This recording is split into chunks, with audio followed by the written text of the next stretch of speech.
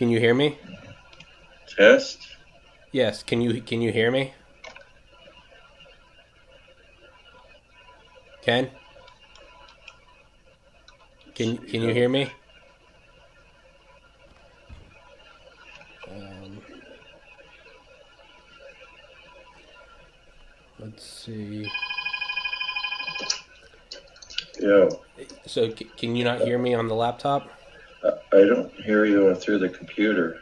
Um, And your image is just tiny. It's yeah, useless. yeah, it's on mine too. I And, think it's because I started the call. Um, and you got a bright light behind you which washes out your image. yeah, I think That's your. I think that's you. That's me. Oh, you're Yeah. right. It's me. Oh, okay. That is me. I'm sorry. Yeah. All right, there I am. Ugly me. uh, Okay. would you I see me, but not yeah, you. would you be okay just holding the phone like this? I don't know why the microphone isn't working. I'm fine. You're okay I'm with that? fine. Yeah. All right. Well, hey man, thanks for doing this. Well, it's my pleasure, and I wish I could share this with Bob. Yeah. He's the brainchild. He was head of Aerojet R&D in the '60s at Aerojet, Yeah. and they put $2 million into the design study and found it to be feasible. And then TRW corroborated all the findings and said, "Yeah, you can do this." For the money, he said $20 per pound into Leo. Now, was So, that for the Sea Dragon? yeah, it was Sea Dragon. There was an intermediate vehicle called Excalibur, which I think one of the people asked about if there was a smaller version, and there was. Excalibur, 1.5 million pounds thrust, basically F1 class. And then CB was the forerunner, which was an Aerobee launched out of this ocean, which they did do in down by Point Mugu, Southern California. There's a naval station down there, Okay. and that worked very well. And then we did underwater firings of LOX kerosene engines in San Francisco Bay back in the 80s and 90s that proved underwater ignition was not only possible, it was smoother than above water ignitions. You can get that on what is it, uh, neverworld.net, I think it is. It's one of our past employees. He set up a website called neverworld.net. Uh huh. That's important. Anyone can get on there and see all the Truax's stuff, including tests we did on the barge in San Francisco Bay, circa 1988 through 91. Uh huh. Now, so I I I'll admit I didn't know who Bob Truax was until I messaged you on Reddit, and I looked up.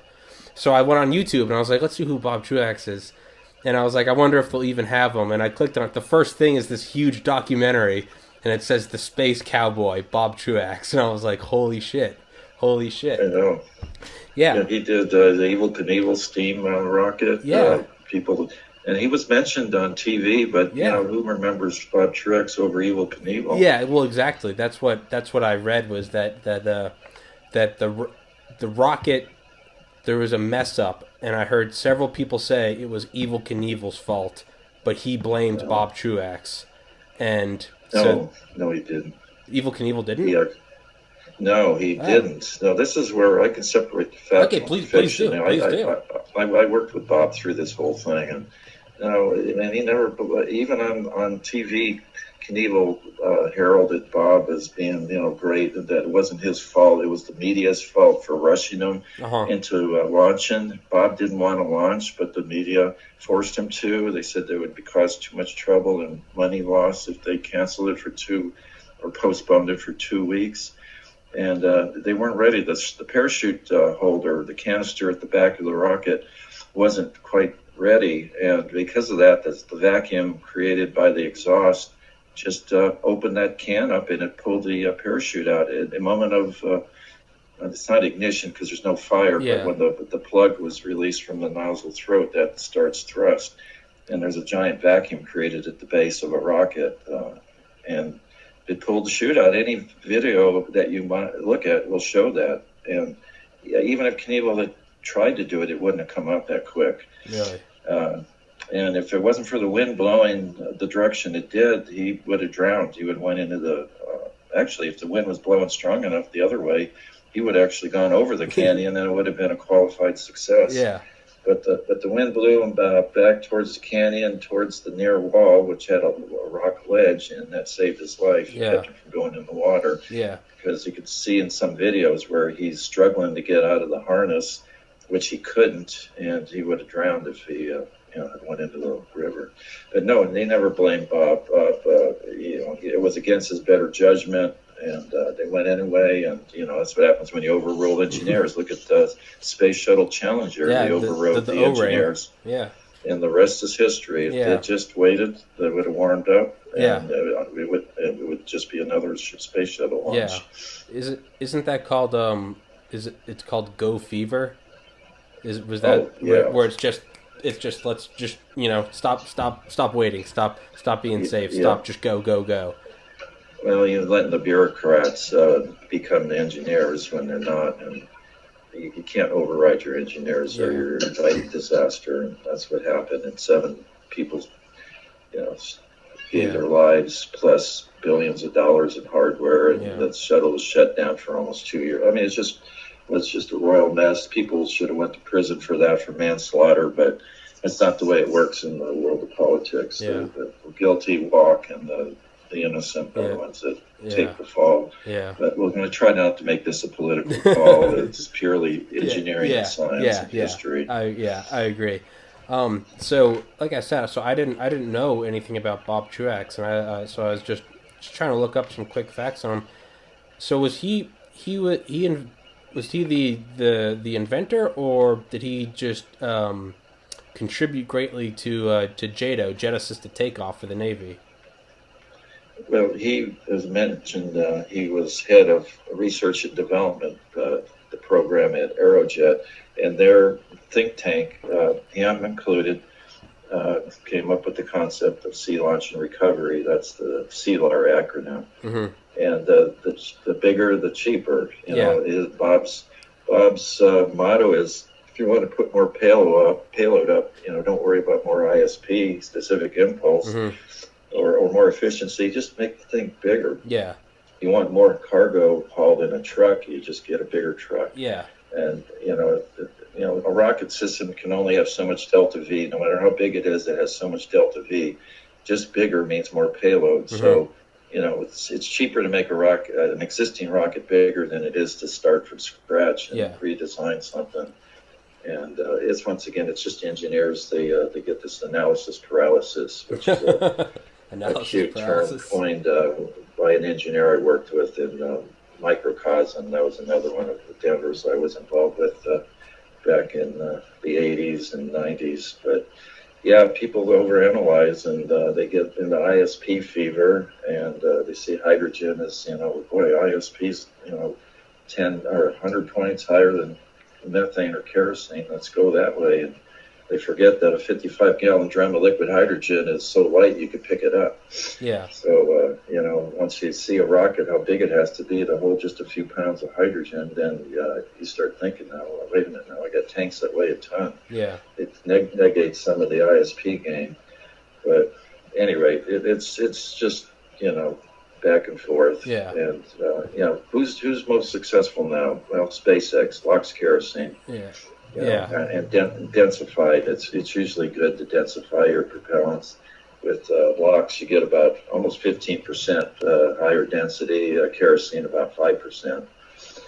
So that's the way to do it, and that's the way they are doing it. And our first orbital rocket, single stage orbit, was the Atlas LOX kerosene. It's now called stage and a half, but it was ground-lit tanks and ground-lit engine that went from all the way to orbit. And that qualifies in my book as a single-stage orbit. Yeah. LOX kerosene. Yeah. Now, so for ISP, is that specific impulse? And what does ISP stand for? I know it's what is it? It's a pound of thrust per second per. You have to educate me on this. It's how much thrust you get if you burn 1 pound of propellant per second. Okay. So with kerosene, ideally at sea level, It depends on the chamber pressure, the pressure ratio, but sake of conversation, roughly 250 to 300, depending on chamber pressure, that sea level at altitude and vacuum, that usually about 20% higher. So you're looking at over 300 seconds, or they say 300 seconds, but it's 300 pounds of thrust for 1 pound of LOX kerosene burnt per second in a vacuum. And then hydrogen is about almost 500. Perfectly expanded, you're almost nipping at 500 seconds.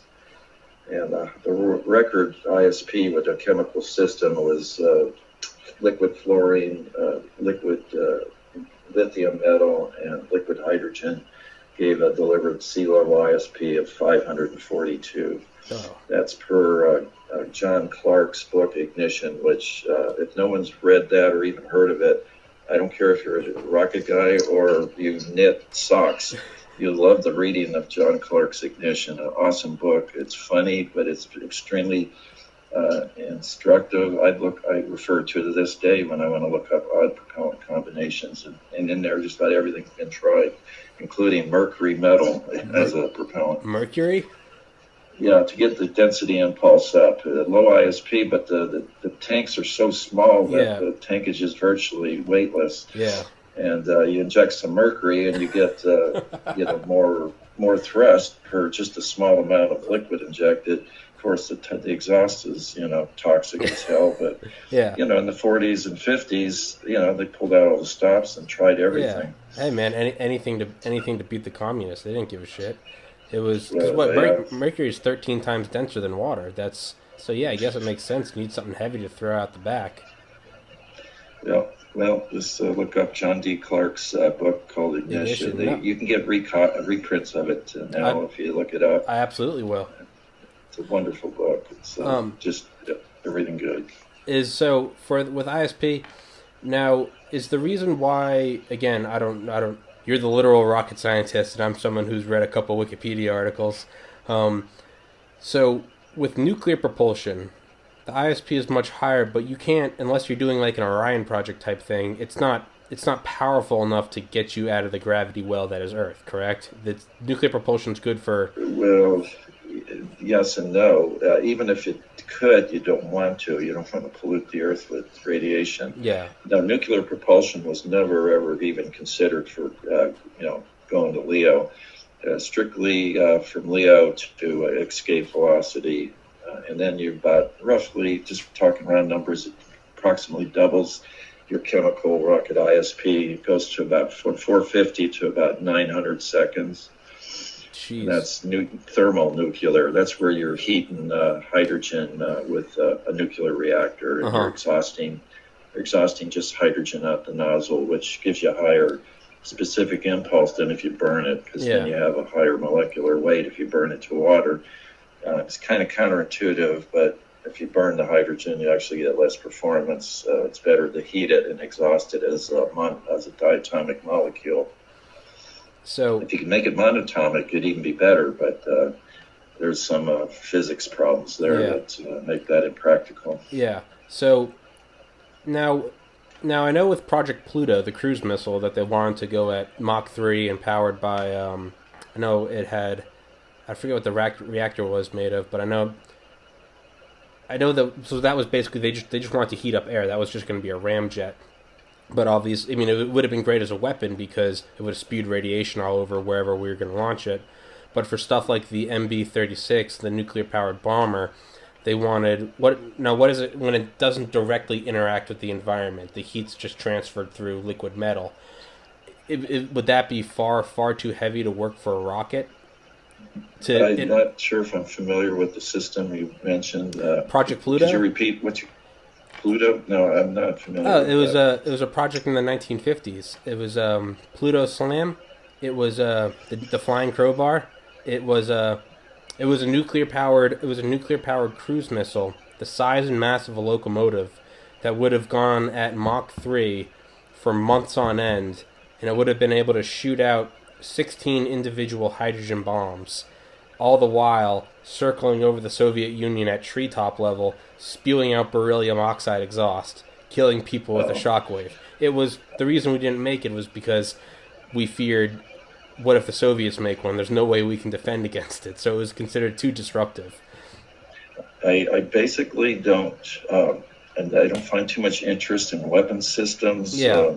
Well, I was talking about purely as a propulsion source. If you could, no, since I didn't just study the weapon system, I wouldn't have been privy to the propulsion system unless it was thermal nuclear. Then I am familiar with the fundamentals, which we touched on earlier. Now, would it be possible to make nuclear propulsion for LEO that did not spew radioactive exhausts? Is there a way that you could just transfer the heat through like a normal nuclear reactor, like something an aircraft carrier or a submarine uses, where it's through liquid metal or liquid salt? Well, theoretically, that may be true, and now you're getting into some nuclear physics that's beyond my pay grade. But yeah, if you're just expelling hydrogen, which is all you're doing, and that doesn't become transmuted into a radioactive daughter product, you could ostensibly go to LEO. But the reactor's so heavy, you really don't want to. They're getting out of the gravity well. This is why you don't even want to use hydrogen and oxygen to get out of the gravity well. Just medium performance propellants like LOX kerosene get you up into orbit, LEO, and then you can just knock yourself out with any propulsion method you want, even if it's toxic. You can use beryllium if you want, mercury. It doesn't matter pretty much. Just don't have the nozzle pointed towards the Earth when you light it off. Yeah. Well, something I've been interested in lately is our ion thrusters, xenon ion thrusters. How they have such a small amount of thrust, but they can keep them going for like thousands of hours. Yeah, months. Yeah. And ISPs in the almost like 5 digits. Yeah, wonderful devices. With the caveat is the electrical power required to run them. It's pretty much all roads lead to fusion. If we can get fusion, and the last I read we're again 30 years away, but they're still making progress with fusion. They get that finally practical, then energy is not an issue. We even might have fusion-powered rockets and bypass thermonuclear and even ion. We get ISPs now into maybe the 6 digits. But I think that's what we're really all waiting for, including missions to Mars, which my personal feelings are the psychological issue is what's going to prevent men from being able to go to Mars. It's too long of a coast time. Plus the radiation, and then the psychological factor. You're stuck spamming a can for all that time. I predicted that they're going to have an escape pod that's at least good for one person, just psychologically. So if anyone on that crew panics and, when they shut down the rocket for Mars injection, he knows that there's no turning back. Just kick him out. That he can jump in the escape pod and go home, and that might be enough alone to keep him from, panicking. Once again, the psychological factor. It's like claustrophobia. It's all in the head, but it's still that's everything. It's kind of like alcoholic having a beer in the refrigerator. As long as that beer's in there, he might stay dry. But if it's not in there. I agree. I agree with that entirely. That's I used to drink a lot, and that's what finally got me to stop. Was it was always right there. It was always right there. I've had a friend who's an alcoholic who that's how he stopped. So he had a bottle next to him for like a year. Never touched it, but he knew it was right there. My dad died of it, and I started getting into it, and I literally didn't have time to drink. But alcoholism will find a way to get in your life, and there's a point where you kind of got to make a choice: that in your career, or that in your relationship, or all of the above. But I'm just about to turn 65, and it's basically it doesn't even work for me anymore. So more important things in life. I agree. Especially eternal salvation, which is another topic for another time. Hey man, spirituality is, I think, equally as if not more important than anything else we're talking about. Absolutely. Now, do you think? So, let's say, like an abort button. Do you think mission control would maybe have like a psychological abort button, maybe a way to release like a gaseous anxiolytic like Valium or something. Let's say people start freaking out 4 months in. Do you think they've maybe got a Well, red button back at Mission Control where they're like, press the button and poof, everyone just relaxes for a little bit? well, I thought that they might have the commander, mission commander, have something he could give a Mickey to Yeah. whoever freaks out. And Yeah. also, if the mission commander freaks out, there'll be somebody on the crew. In other words, you can medicate anybody that Yeah. might, freak out or exhibit anxiety or something. Yeah. Possibly, but the problem is you've got to keep medicated for the whole mission. Then that won't work either. Yeah. If it's just a one-time thing and he snaps out of it. But I think if someone gets to that stage, their reliability to the mission, it's best to get them off the ship, and that's where the escape pod would be great. But once again, maybe just the knowledge that that capability is there, that you would never have to use it. Yeah, exactly. So would the Sea Dragon still be viable today? I know that's a stupid question because physics doesn't change, but so if that's the case, and it could be reusable, correct? Absolutely, it's 100% reusable. And one reader had a question about why the tanks weren't spherical like the Russian N1. It's because of the way the rocket was recovered. It was recovered ballistically, and we've done this at Monterey Bay with subscale rockets dropped from helicopters. The nose of the rocket, if you look at the drawing on YouTube or on the internet, it's conically shaped, and it's buried in the nozzle of the second stage. And the rocket retains it's pressure fed, by the way, not pump fed. That's what makes it so simple. And it's pressure fed, so upon the completion of burn, they keep the pressure in the tank. So when it comes in ballistically, there are airbags in the nozzle inflate called balloons. And they cause enough drag to keep it from coming in too fast. So it impacts the water at about 200 feet per second on that conical nose. And we've shown empirically and theoretically that a pressurized tank can enter seawater at 200 to 300 feet per second with no damage, as long as it's pressurized. And we did just that. We had a 2-foot diameter, approximately 20-foot long rocket, pressurized to 400 psi, dropped it from a helicopter at about 3,000 feet in Monterey Bay on the west coast of California. And it hit the water, and it survived just fine, just as all the calculations said it would. So that's the method of recovery of the first stage. Now, and then the second... Sorry, go on. Keep going. That's all right. Go ahead. No. No, please keep going. Pardon? I said, sorry, I interrupted you. Keep going. You said the second stage? Oh, second stage, it has a novel feature incorporated into the nozzle. It's what's called an expandable nozzle. This was actually tested in an altitude chamber in, I forget, maybe it was Tullahoma, or possibly at Edwards. There's a chamber down there I actually worked at for about a year when I worked at the rocket lab at Edwards Air Force Base. But either way, this nozzle is basically sheet metal that's corrugated, kind of looks like a tin roof.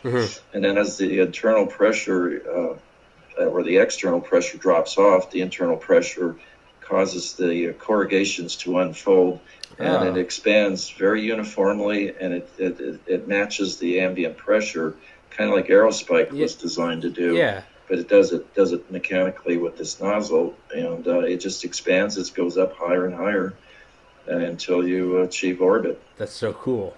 That's so good. It is cool. Yeah, it's kind of like the SR-71. How it had gaps in it so that the fuel would leak and it would take off, because once it got to speed, the titanium plates would actually, the entire thing would stretch and it would seal airtight. Yeah, that's crazy. Yeah, then the nozzle has a secondary feature. When it's in the water before launch, that unexpanded nozzle covers the LOX tank of the first stage, and there's some insulation in there, and that keeps the seawater from freezing on the LOX tank and also causing an excessively high boil off on the LOX tank. So if you see it, it's the vehicle is about 2/3 immersed in water, Uh-huh. and it's kerosene is less buoyant than water, so it just floats, and so the rocket actually will float in water that's fueled with kerosene, or of course hydrogen too, which is even more buoyant. But they actually have to have a ballast to upright it and hold it down, so it's in a nice upright position, and it's very stable even with some waves. The water is very calm and laminar underneath the waves, so it just sits there nice and vertical. And then as I mentioned before, rocket engine ignition is very smooth under pressure and underwater. And Bob did this also back in the 50s or 60s with a Corporal short-range ballistic missile. They fired that underwater, and that was called Seahorse. That was Aerojet-funded program. They were thinking that igniting a rocket underwater was going to cause problems, and it was the opposite. The ignitions are smoother. There's no noise with the rocket. Once again, if you go to neverworld.net, you'll see a video of firings that I conducted with Bob Truax's CLAR program of a Atlas Vernier engine 20 feet below the seawater. And it was so amazing how that rocket ignited and burned totally silently with just big gas bubbles rising to the surface. Now, with the Sea Dragon, it also has, so obviously it has the big dumb booster on the bottom, which is just massive. But partially way up the height of it, does it not have several smaller rockets? Those are verniers for roll control. I don't know what that is. What is that for? That's for just like the Atlas and the Thor rockets have verniers. Okay. It gives you roll control. When you have a single engine, you can get pitch and yaw, but you can't get roll control. Okay. With pressure fed, you can't even use a pump exhaust because there's no pump. So they use vernier engines, and those were LOX hydrogen, 60,000 pounds each, and I reiterate, those are vernier engines. But with an 80 million pound thrust per stage, you're talking vernier engines are 60,000 pounds each. Jesus. So they give it roll control, and that gives the first stage roll control too, because it's a single engine as well. Unlike Titan, which uses two engines, that can give you roll control. And Atlas had two booster engines, so they had roll control. But once the boosters separated, you had a single sustainer, and you needed roll control. And then also they gave precision velocity trim, since it was an ICBM. We're talking about Atlas now. To get precise velocity trim, you needed the verniers for that, since you can't shut down a 150,000, or in this case, a 60,000 pound engine, exactly, full thrust to zero, to get that velocity exact. So they have the verniers do that, and those you can shut down instantly. And I've done that about probably 50 times. Now, so, one thing you see a lot today, the sort of, the proclaimed holy grail of making space accessible, bringing the dollar per pound or dollar per kilogram of payload to orbit down, is through SpaceX and Blue Origin, the ability to land their boosters and reuse them. Why? How come there no one is trying the Sea Dragon today? Why don't you think someone like Elon Musk or Jeff Bezos, who are pouring so much money into landing their rockets just to bring down the cost?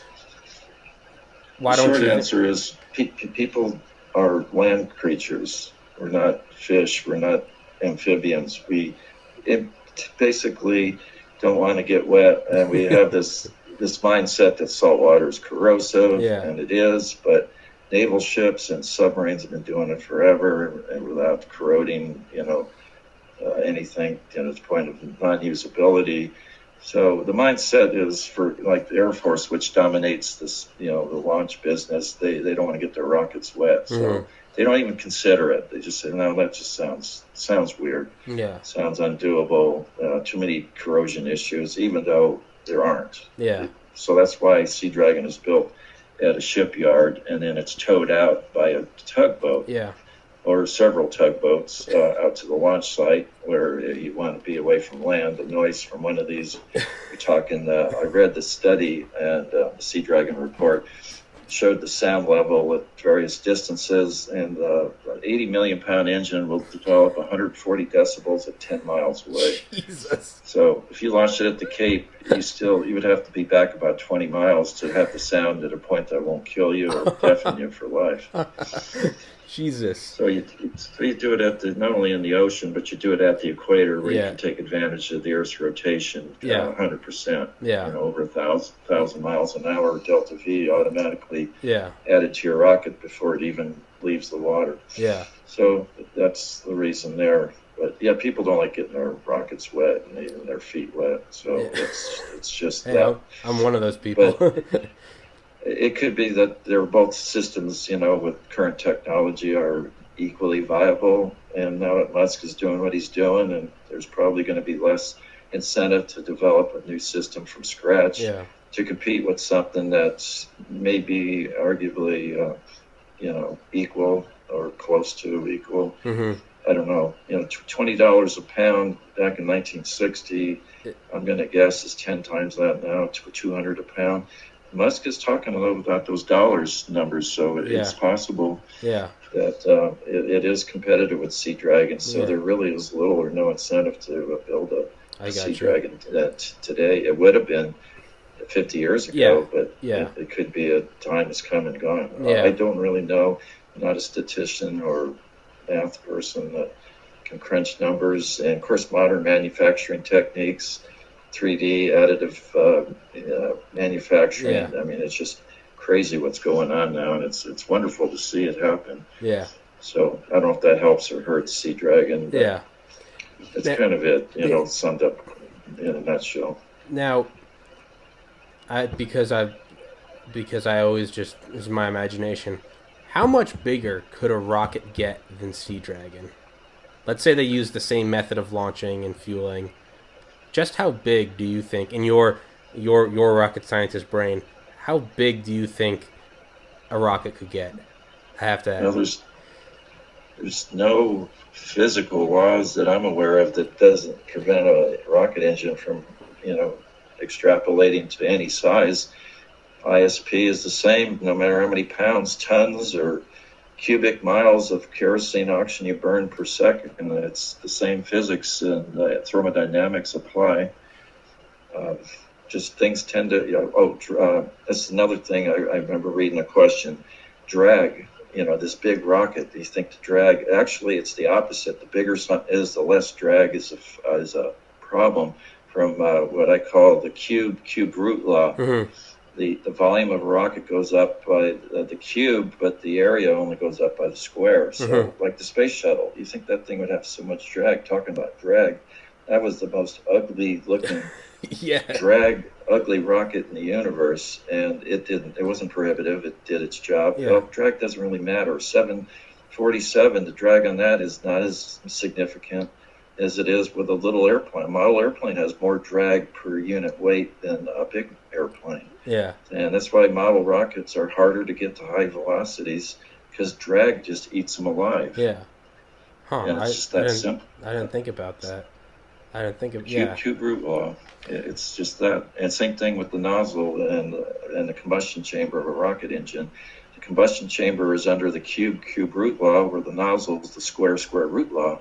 So the nozzles go up by the square, but the chambers are by the cube, so that the chambers get very tiny compared to the nozzles. So if you look at Sea Dragon, the combustion chamber is less tiny compared to the chamber.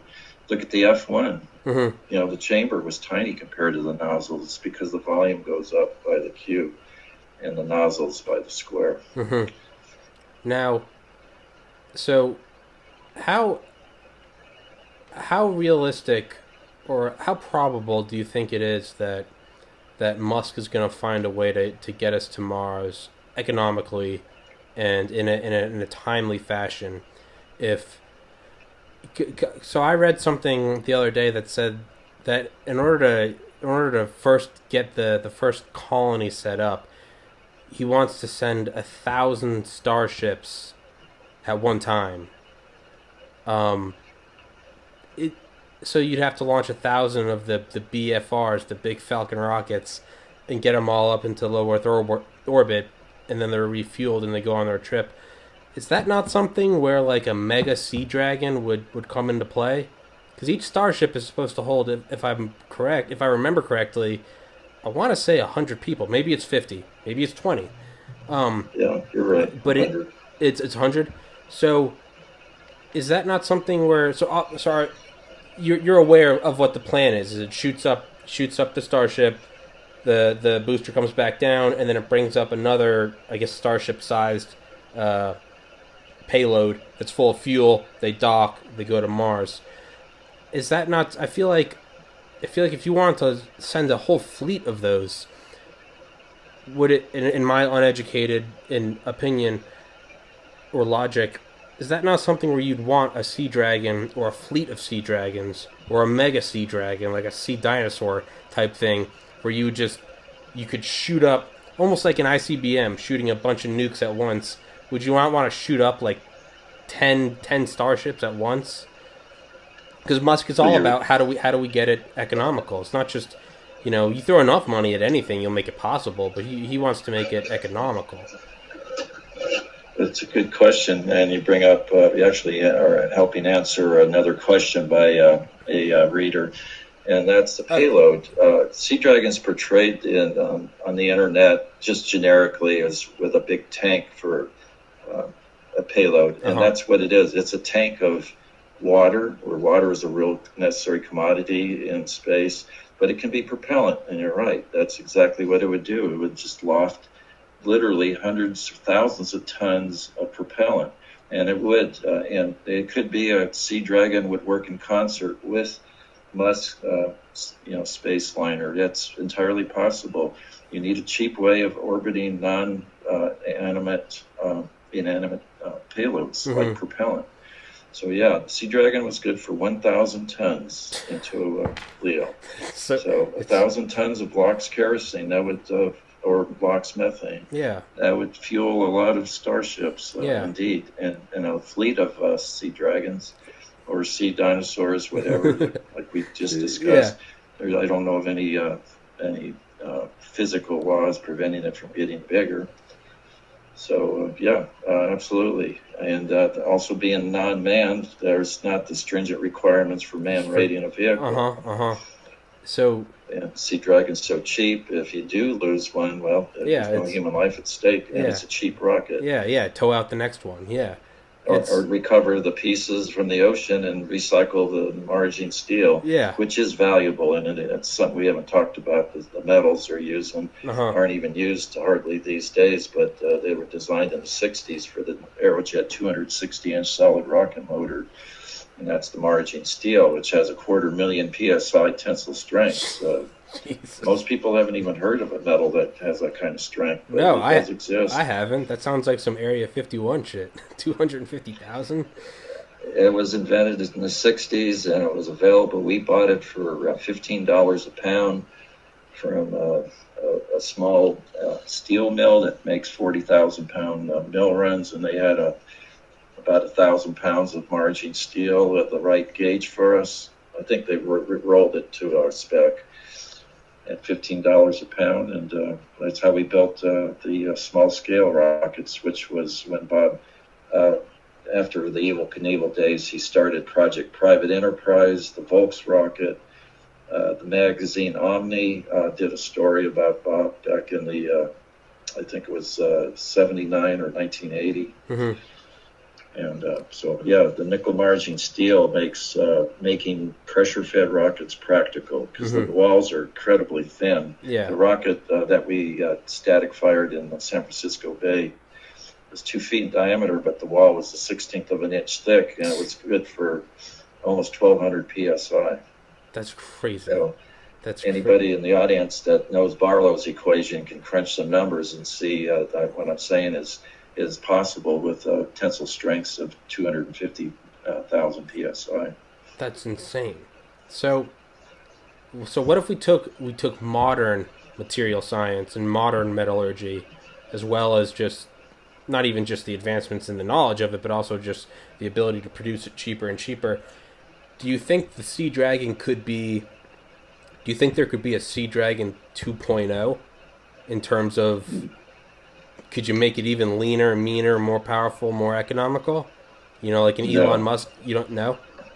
No, you have to use metal, and this dovetails into why Musk got rid of, or he basically changed from carbon composite to steel to stainless steel 301, which is a good choice.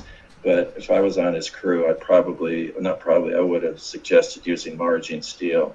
That would have cut the weight of his rocket by at least half, and maybe by 3 times, depending on the grade of margin steel used and the elongation that you would need for the particular mission. Now, no, you gotta have metals. They're not as damaged by impact like composites. Re-entry issues, which you're going to be faced with recovering the stage, which Musk encounters all the time. You got those titanium waffle drag fins. Yeah, That's a great idea. Give up all that unwanted delta V to the atmosphere. It's free for the taking. It's unnatural. Yeah. And that's what Sea Dragon does, using those volutes, those drag devices at the nozzle end to slow it down, and then until it impacts the water at about 200 feet per second, and the internal pressure keeps it from collapsing. Mm-hmm. So, you need a metal structure. Carbon composites are really fussy. They're really excellent on paper, and in tension, they're unbeatable, nothing stronger. But if you don't treat them right, they get mad, they get angry. And it's expensive, are they not? I don't know about that. A company that not too many people have heard of, but is doing great, is this Rocket Lab in New Zealand. They have all the rocket tanks made out of carbon composite, and they 3D print their rocket engines. Really? And they're powered by electric-powered pumps. Holy shit. It's an idea I thought of back in the days I was involved in the rocket racing league. I was going to make the fuel pump electrically driven so we can get rid of one of the pressure tanks to make the rocket lighter and to free up the back seat. And that's another topic for another discussion. But they have 3D printed engines, electric powered pumps, all 3D printed. The pumps are printed. The engines are printed. They're regeneratively cooled. Wonderful company. It's the smallest orbital vehicle currently orbiting vehicles, and except for one technical failure, they've had I think 9 out of 10 launches successful. So they're launching microsats. But they are using carbon composites, but they're not recovering them, though they're trying to come up with an idea of a method to do that. But anyway, that's kind of that got me thinking. So.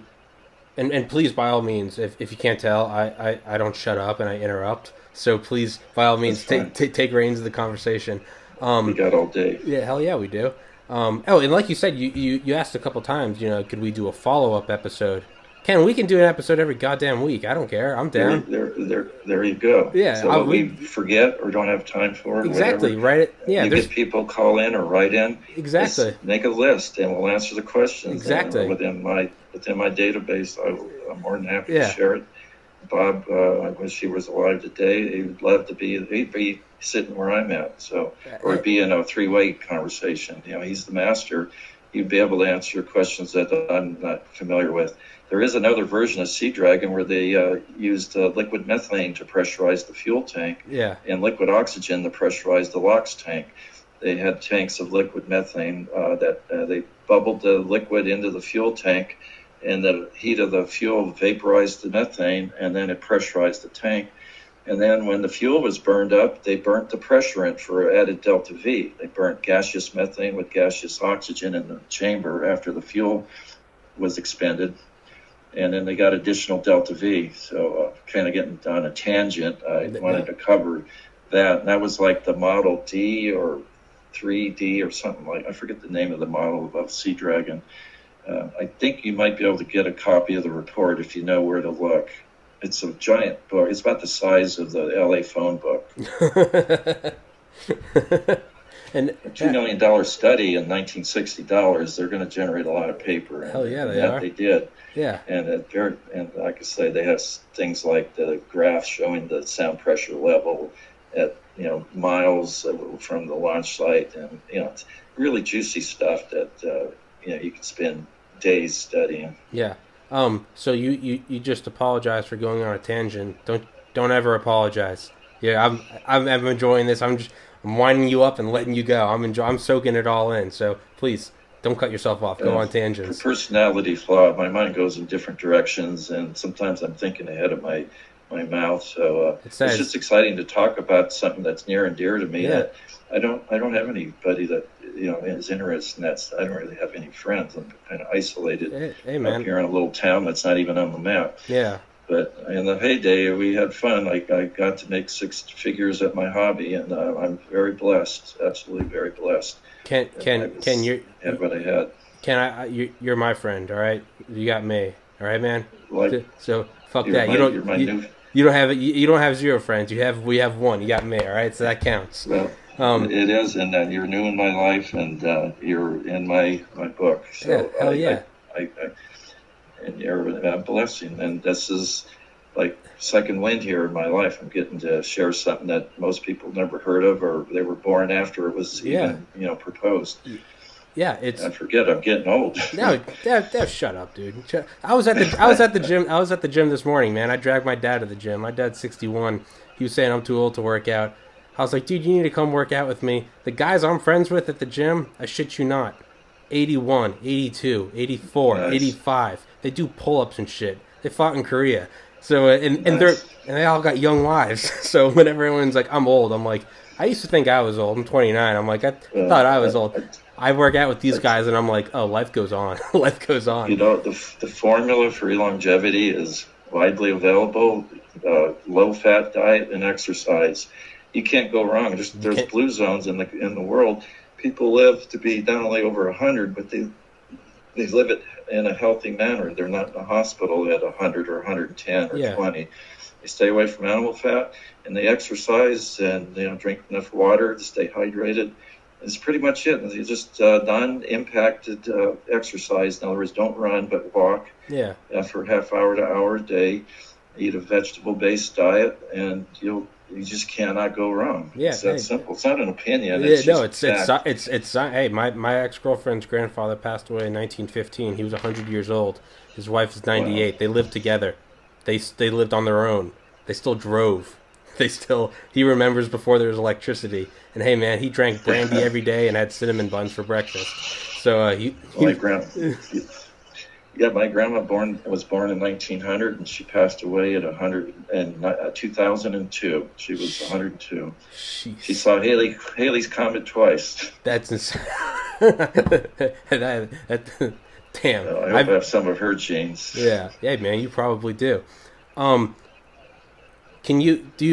So I have a really bad bladder. I have to go to the bathroom like every hour. Can you real quick tell everyone who you are, how you got to know Bob Truax, and I'm going to run to the bathroom. I'll be right back. All right, it's a long story, but hey, shit, man, start talking. I'll come back and listen. All right. Well, all right. Okay, I met Bob in Sacramento, kind of through a third party.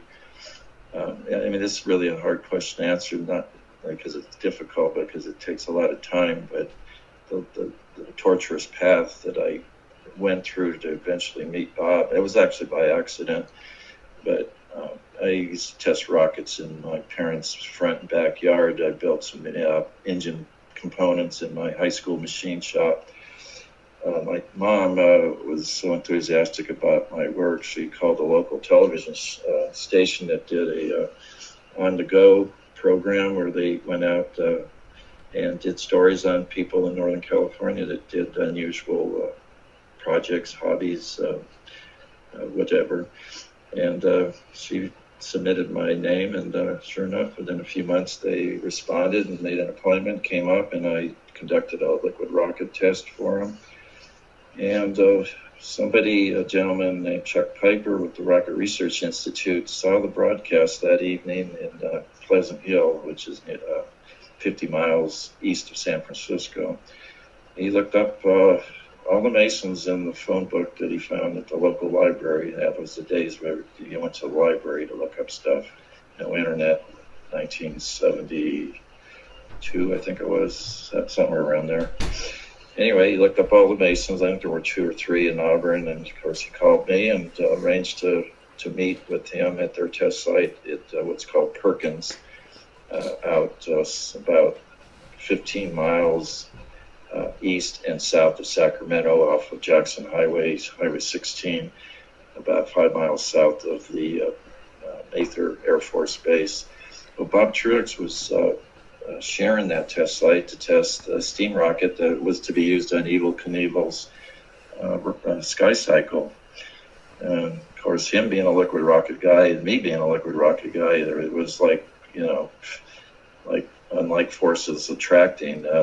We had like interests, but we attracted like unlike atomic forces, and we got together like a magnet, and it just was a relationship made in heaven, and that's how I met him. That was about 1974. I believe that's when the testing was done and possibly the launch of the sky cycle. So that's pretty much how I met Bob, and I worked with Bob pretty much on and off till he passed away 10 years ago. I got to test his hardware in New Mexico back around the end of the 1990s at the energetic testing facility at Socorro, New Mexico. And he had a pre-burner rocket that's using a technique that's now being used in Musk's Raptor. It's full flow stage combustion rocket, and this is LOX full flow, preheated with a little bit of fuel. So once again, getting on a tangent, but this is one of Bob's brainchilds. He knew that if you injected gaseous propellants, the chances of combustion instability were minimized. And we fired at the 4,000-pound thrust level of full flow LOX pre-burner rocket engine, LOX kerosene. And we did that in the late 80s on a naval barge in San Francisco Bay at Port of Redwood City. He had the right stuff, the right idea, and but he was stuck with the restrictions of a government contract, including uncontractual or non-contractual cancellation. About the time we were ready to launch this rocket, they pulled the funding, and the program died on the vine. So a lot of stuff in between when I met Bob and the stage combustion project. It's kind of beyond this conversation. That we can address that at another time, maybe in a little more easy way to address. Okay. So if you don't mind me kind of asking a sort of random question. So to bring it back, you said that company was you said they were 3D printing rocket engine or all the parts, correct? All the hot components, everything except for maybe the fasteners, the screws and bolts. But yeah, everything, including the impellers, the loops, the pump casing, everything. Of course, not the batteries and not the motors, but understandably. I was actually amazed. There's not too many things these days that really fascinate me about rockets, but that is they are doing a great job. And I've even considered maybe seeing if I could help them out in their Hawthorne facility in Southern California. You should, man. They were looking for. You should. This is what you. This is clearly what you love. Why wouldn't you? A lot of these places are very annually retentive when it comes to college degrees and everything, and it's like I've gotten like 3 mentorships under my belt from people who are PhDs, master degree people, and I even got a piece of Robert Goddard and Wernher von Braun in my brain because Bob Truax worked with both of those individuals, including Robert Goddard during World War II. That's insane. I know Bob Truax got the Goddard Award. Now they worked? Yeah, they worked side by side. Yeah. Well, when when Pearl Harbor happened, Robert Goddard walked into Bob's office and said, "Bob, what can I do for my country?" Basically everyone was very patriotic, wanting to get the Japanese for the attack on Pearl Harbor. And Bob said, "Do what you do best. Do your rockets." And then Robert Goddard is credited with inventing the bazooka. I'm not sure if that's corroborated.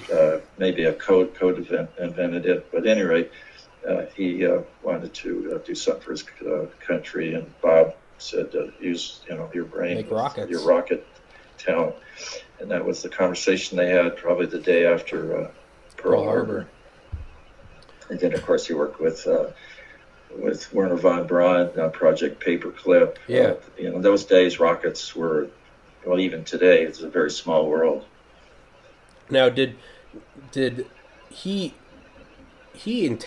was he one of the interrogators? They treated him pretty well, but he was one of the first people to speak to Wernher von Braun. I listened to a documentary, and it was Bob Truax saying, and then it's like, I spoke to Wernher von Braun, and he opened right up to me because he was so happy to have someone that could talk about rockets.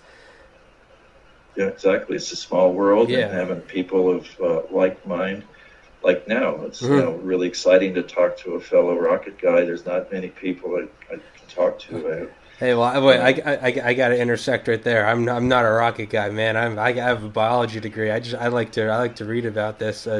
Anyone listening is probably looking at me, they're going, "Who the fuck is that guy? That guy's not a rocket guy. Why is he talking to him?" Yeah, no, I'm not a rocket. Hey, don't underrate yourself or belittle yourself. We all have our talents. All we have to do is recognize them and then do something about it. And it's something that you're born with. You do learn stuff in school, but we're all born with a gift. It's us to find that gift and exploit it for the maximum good of humanity and for God's glory. Actually, amen, man. That's what I think. That's what we're here for. Is to really. I think that's it's. I always point to the last line of the last Beatles song was and in the end, the love you take is equal to the love you make. I always think about that. I think that's beautiful. To not to immediately sort of derail that. I'm ADD. I keep forgetting what I was going to ask. The 3D printing.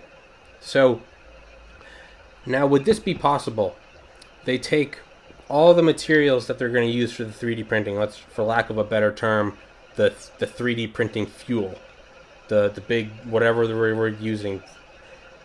Would it be easier to launch that into orbit with a 3D printer and then create whatever you need to create? Because you could compact it into like a warhead almost, shoot it up there, and then you could create this big intricate thing that doesn't need to be aerodynamic. If you're using it for to go to Mars, you could create this big ugly thing. I'm not sure if I quite understand the question. 3D printing doesn't create anything. It takes matter and converts it into another form. Well, that's what I mean. Yeah. Is what if you launched the 3D printer with all of the materials it needed? What if you launched that into orbit and then 3D printed the ship you need to make and use that to go to Mars? Because you wouldn't need to have you could create, almost like the International Space Station. It doesn't need to be aerodynamic because it's up there where there's no atmosphere. What if that's what you needed? You could create a huge ship to go to. Again, I'm speaking out of turn here because I don't know what the fuck I'm talking about. But would there be benefit to launching a 3D printer with all of the resources into orbit and then sort of creating what you needed up there? Well, I have no doubt that 3D printing will be done in orbit and on Mars, on the moon, anywhere. But as far as making stages or rocket parts, I don't see any real advantage of doing it in orbit, where you're kind of at a disadvantage of having zero G. And if you could do it in completely automated, that will eventually happen. But as far as making rocket stages, as far as I could tell, easier to build them here in our gravity well under conditions we're all comfortable and familiar with. Mm-hmm. Launch them up there, and then launch the propellant and refuel all these stages. However they're built, they'll be there, and then the Sea Dragon or whatever, the monster booster will launch the propellants for refueling in orbit. Now, no doubt there'll be 3D printers everywhere, all throughout the universe. Yeah, oh, absolutely. I call them the Star Trek replicator. Yeah, well, they are. It's kind of like what was it, the von Neumann machine?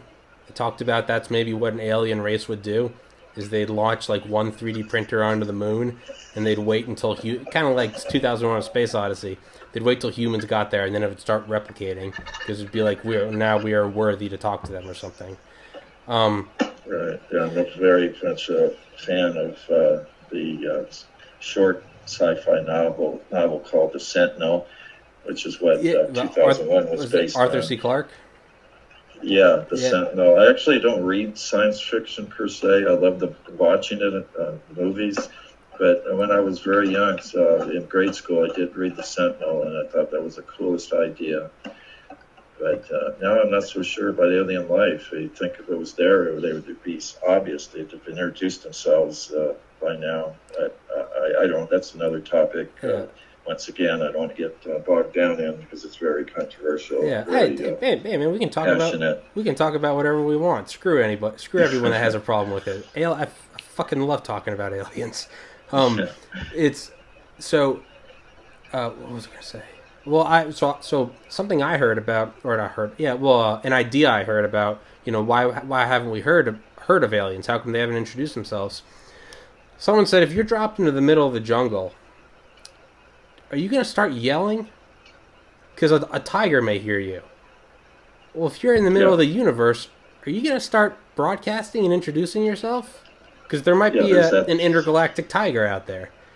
Yeah, there's that concern. Stephen Hawking's had that concern that there could be a malevolent alien life. I personally don't believe that. I think there probably is alien life, but they don't use radio to communicate, so that's why we haven't picked them up on radio. Yeah. They did use telepathy. I've had lucid dreams where I've communicated just by thought. Yeah. And I think that's the case, but I also believe they do not directly interface with humans. They're not permitted, and they wouldn't want to anyway. We're a fallen species. We're just a mess, and that's what we are. And we're not going to be permitted to go out into the universe with bombs with other people's names on them, targeted. Yeah, that's not going to be permitted. Kind of like Day the Earth Stood Still. Yeah, that was a wonderful, the greatest sci-fi in history, up there with 2001.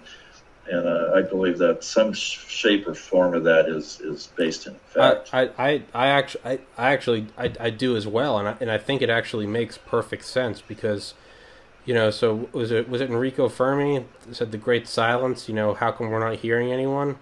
And then the idea comes of the bottleneck. Well, maybe every species discovers the atom bomb, and you have to make it past that. It seems like those who make it past that and become an interstellar species, it seems like you almost have to achieve world peace beforehand. It seems like it's not possible. And so once you get to that point where you're so advanced, not only that, but you're so advanced, you've also reached a point of peace. It almost seems like, they would almost quarantine other species. Be like, hey, you guys figure it out. You can't come out here and start making antimatter bombs. Like, no. This is where the adults are. You guys stay there and figure it out. Maybe it takes a couple more millennia. Keep us in the sandbox. Yeah. I think there's some very intriguing stories about UFOs, for lack of better words.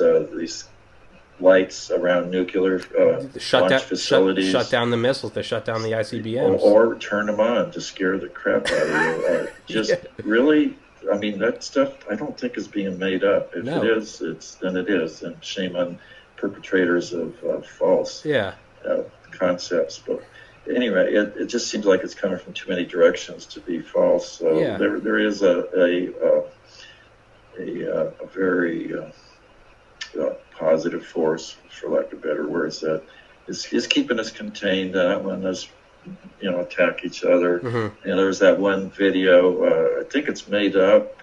I mean, it's it may be a reproduction of what actually happened, but a ballistic UFO, and then it goes off course. Where the ICBM goes up, and the thing comes up and it shoots from a couple angles, and it goes up in front of it, and the light beam. It's like it's taking pictures of it before it goes off course. That may actually have happened, and of course the Air Force is not going to tell us about it. They don't want us to know that they're out of control of these things. Yeah, that's something I always hear is like people who are not proponents of the idea, why would they want to keep it quiet? It's no one buys the whole because society would go crazy. No, I think from a military standpoint, I don't agree with it, but I completely understand. What would happen if the supposed most powerful military force in history has to come out and say we can't control our airspace? That's a huge show of weakness, and not only that. Look at it from the technology standpoint. I mean, look at the amount of secrecy we put into the Manhattan Project. Okay, now. If we did somehow have interaction with alien technology, of course, the people in charge are going to do everything in their power to, well, number one, get it for themselves, but number two, make sure no one else gets it. So to me, it's just, you don't even have to, agree with the whole, the sci-fi aspect of it. To me, I'm just like, let's look at what's already happened in human history. Operation Paperclip, what do? We go get the smart guys and we bring them over here so we have them. Why wouldn't we do that with just another extrapolation of that? In 1945, it was the A-bomb and getting the V-2 rocket. Maybe now it's getting the flying saucer. To me, it makes perfect sense. Now, whether or not it's happened, who knows? But to me, it makes perfect sense. You're in the military. You keep that power to yourself. I kind of, in that same area of thought, think that at least some of the UFOs we see are what I call a Tesla UFO. It's on the internet, the Tesla UFO, and he built this thing. It looks like a little flying disc with one or two, maybe two-person capacity, but it could be scaled. But he didn't fly it because he needed his wireless power broadcasting system, which he'd start building, but Morgan... Yeah, J.P. Morgan shut that shit down. Because he couldn't meter the power. He was, a greedy rich guy. Yeah. That was sad, but that's what happened. Yeah. But anyway, I think, it was just 2 years after Tesla died that Roswell happened. And I think that they built the UFO and they flew it and it crashed. And they may have used small, midget people because midgets are easier to fly than full-size people. Yeah. Just, matter of physics. Logic. Well, when Tesla died, the FBI fucking raided his apartment. When Tesla died, they took all his shit. Yeah, I know. They embargoed all of his papers and everything. And I think a lot of it's disinformation. I know Bob Lazar. I've done stuff with him and did test-fired rocket engines at his Desert Blast events. And I had chances to talk to him. Did you say you knew Bob Lazar? Yeah, I know him. We've done firings at his Desert Blast events back in the 80s. You can go online, look him up. No, on YouTube. I love Bob Lazar. I watched the interview with him on Joe Rogan, man. I recently listened to his book, Dreamland. I love Bob. Hey, you're preaching to the choir. I went over to his place in Las Vegas, and then we, like I say, had done rocket test at his Desert Blast events at the Las Vegas desert, not far from Area 51. But we talked about it, and I think it's possible it's a disinformation campaign to make us think they're aliens, just to sidetrack the fact that the government is actually building these things. They have the technology. I don't know if you knew this, but so there's a book called Area 51 by Annie Jacobson. and she interviewed a bunch of guys that worked out at Area 51 in the 50s and 60s. And I did not know this. One of the things they did, so when they were first testing, I guess the first jet aircraft, right? When they had them flying around in Area 51, which is inside the Nevada test site, they didn't want other test pilots who didn't have the clearance to see the jet engine. And because they had, so the Air Force had their intelligence people at bars and at bases around to make sure that there was no reports of this coming in. Well, eventually a report came in that some guys they saw a craft with, and it had no propeller, which is obviously the jet engine. So and this is an opinion. This is declassified shit. So the first thing they did was they put like rubber propellers on the front of the planes, so you wouldn't think it.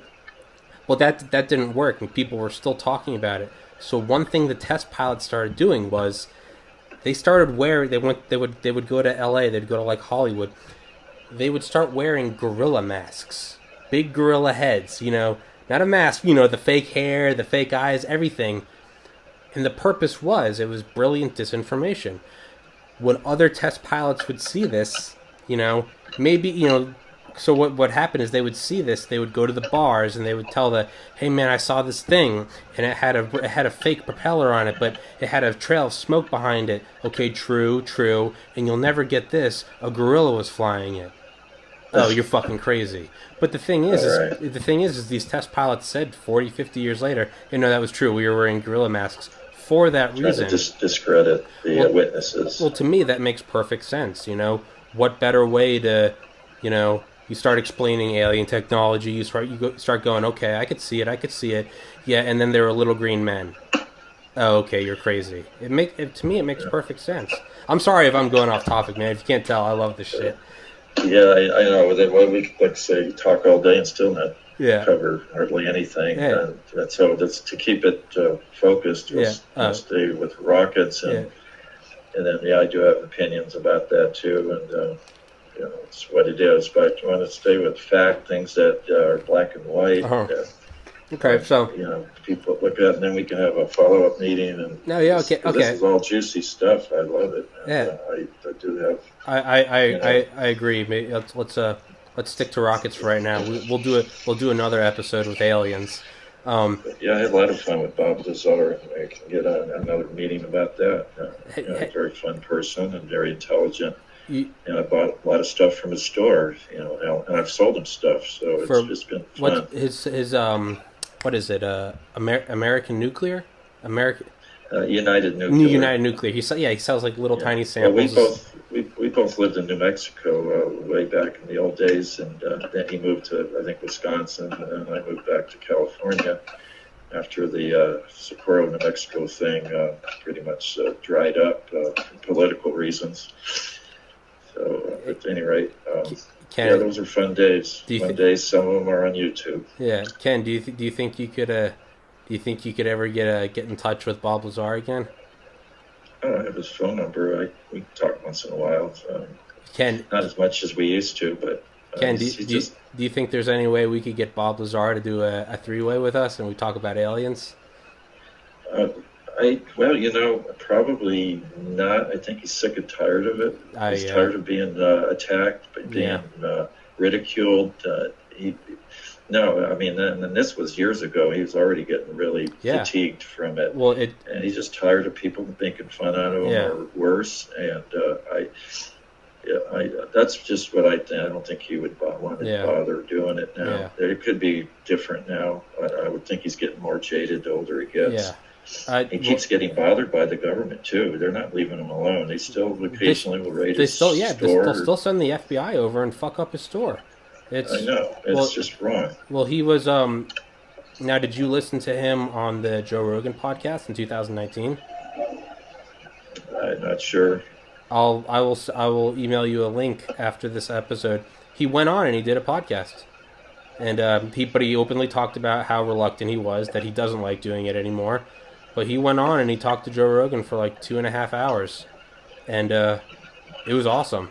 It's one of his most viewed videos. It's That's the only reason I asked, is because it seems like he's willing to do it more. Well, he loves the topic. He just doesn't want to be ridiculed or worse. The government harass him. Yeah. Well, hey, let him watch this video, and he can see that hey, we're not making fun of it. We're entertaining it.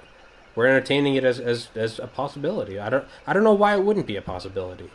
Like, how could this is the way I look at it. This is the analogy I use. Think about Operation Paperclip. What was it? We brought over a bunch of Nazis to the United States right after World War II. Okay, check. Where was it? It was in Area 51, a base that was not admitted by the government until Obama openly said its name in, I think, 2014. Okay, and what were they doing? They were planning on going to the moon. Now, can you imagine if you went back to 1947 and you went and found an average American? We had just beat the Nazis 2 years before, and you had said, hey, there's a bunch of Nazis working out at a hidden base, and they're planning on going to the moon. They would have laughed at you, but that's exactly what happened. So to me, it's just nothing can be crazier than that, because that's exactly what happened. We brought Nazis over to a secret base in the fucking desert, and they got us to the moon. Jesus Christ, that's literally Wernher von Braun. Literally, there's pictures of him and Kennedy. So on that topic, Nazis, I've gotten into some arguments on things on the internet, in comments below a video, and praising von Braun and why every Saturn rocket he built succeeded, not one failed. And then they nitpick, well, the engine shut down on stage 2 of Saturn. Well, they wired it backwards and whatever. Every Saturn completed its mission, and it was von Braun's rockets. Yeah. And then the V2. Well, they were built by slaves, and their one focus in life was to sabotage the V2s. That's why a lot of them crashed, not because of bad design. Yeah. It's a matter. Von Braun, if you look at his tombstone, he was a born-again Christian. He was. He passed away. He was. Not a lot of people know that. And we're all fallen. We all, don't throw the first rock, because you're guilty too. Yeah. And maybe not of the same crime, but something else. Yeah. You got to forgive. And he died a forgiven man, so he probably will meet his creator. Yeah. But people who say he was a Nazi and this and that, they better look in the mirror and see what they're guilty of. They may not be a Nazi, but we all fall short. And I don't want to get on the Bible thumping, but there is so much truth and fact there that just that. He died a forgiven man, and his tombstone is very, very simple. His birth and day of passing, and the Bible phrase, the heavens declare the glory of God, Psalms 19:1. And that's it. And that's, what else can you say? If you want to continue hating the guy, that's your prerogative. We are creatures of free will. Yeah. Hey, man, it's like what Buddha said. If you hold on to anger, or if you hold on to hate for someone else, it's like holding on to a hot coal. Only you are hurt. That's right. And I believe you get cancer when you hate someone. And I think a certain political party is in high gear, guilty of hatred to the nth degree. And they are miserable people, and they wake up in the morning hating, and they go to bed hating. And it's a horrible life. It's a terrible life to live. There's nothing. You're not gonna enjoy yourself. Negative forces taking over their lives, and it's their choice, actually. I agree. No one's forcing them. Are there any more of those questions you want to answer? Because I looked at the questions. None of them make any sense to me, because I don't understand anything with rockets, and I figured, well, I'm going to pass these on to Ken. Do you have them pulled up? No, I kind of looked at the first 10, and they were real basic and easily answered.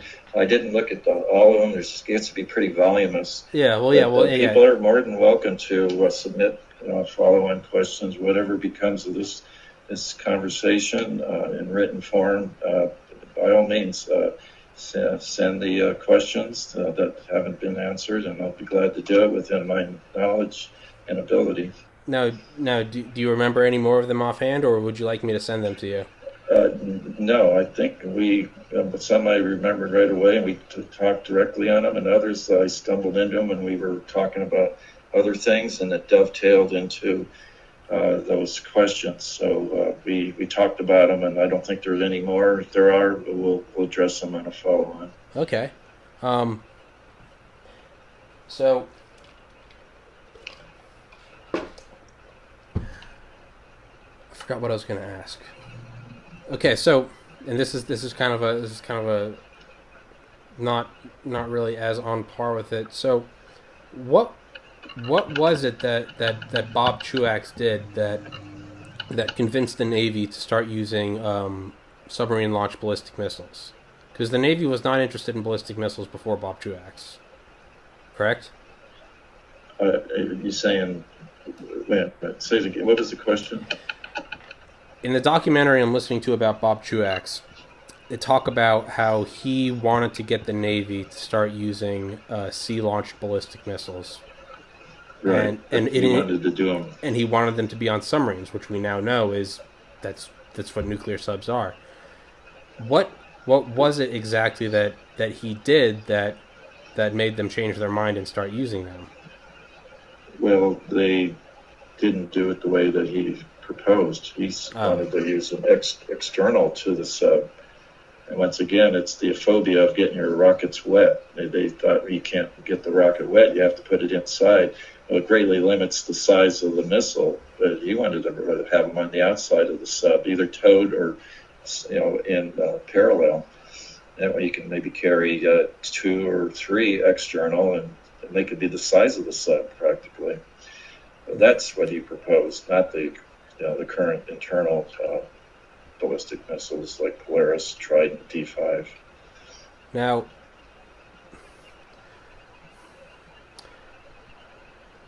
what do you think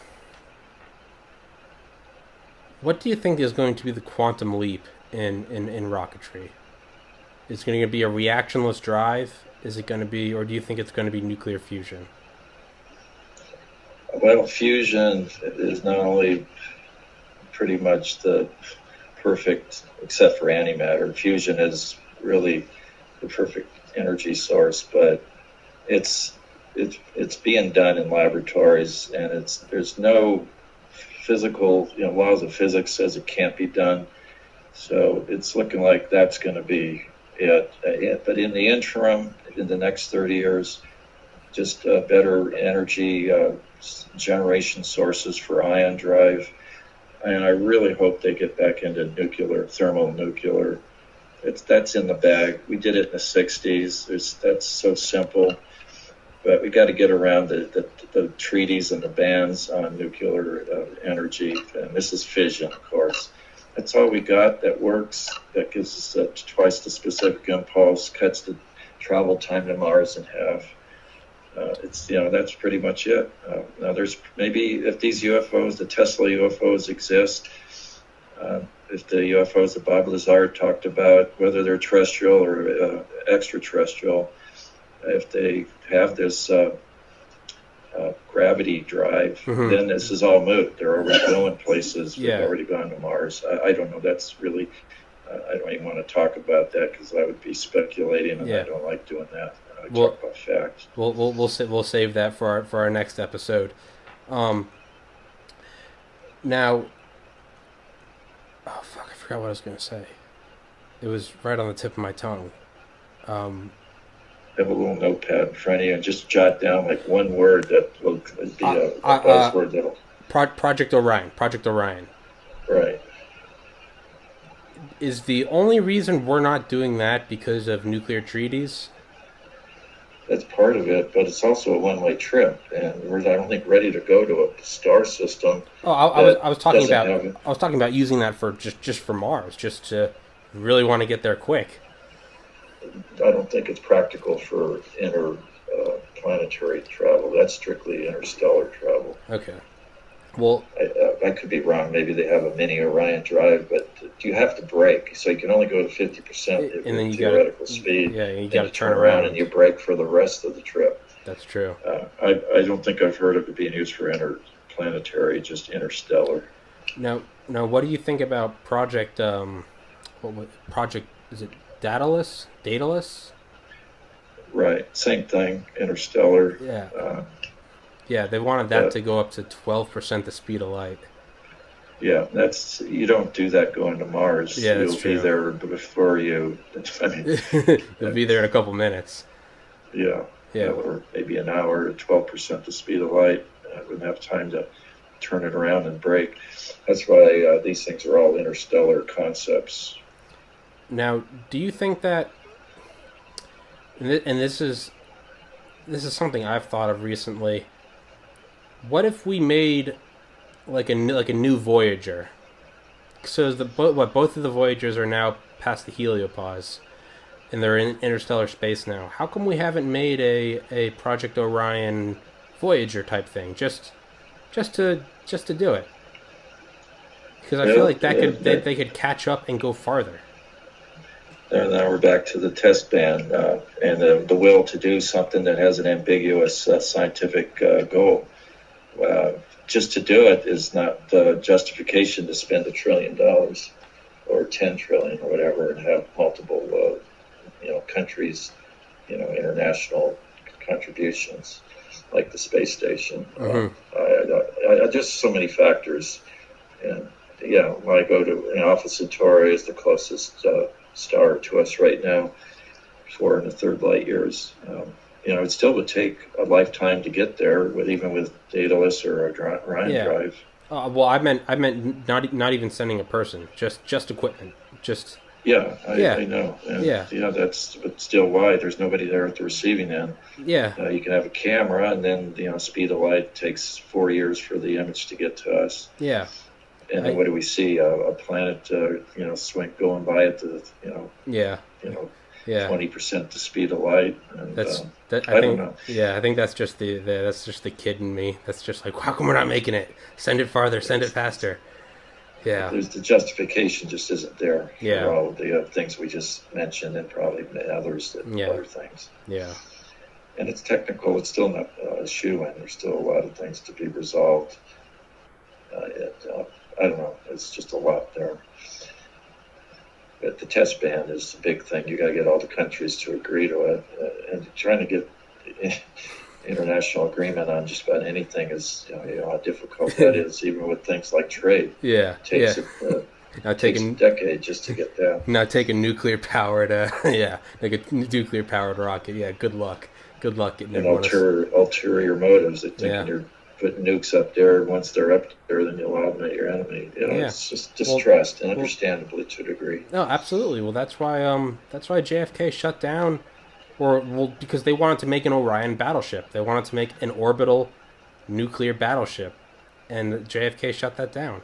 He said that's a terrible idea. And I mean, there's really no, you're right. If you can send a satellite up into space, or if you can put something big up into space, you can also bring it right back down, and that makes perfect sense.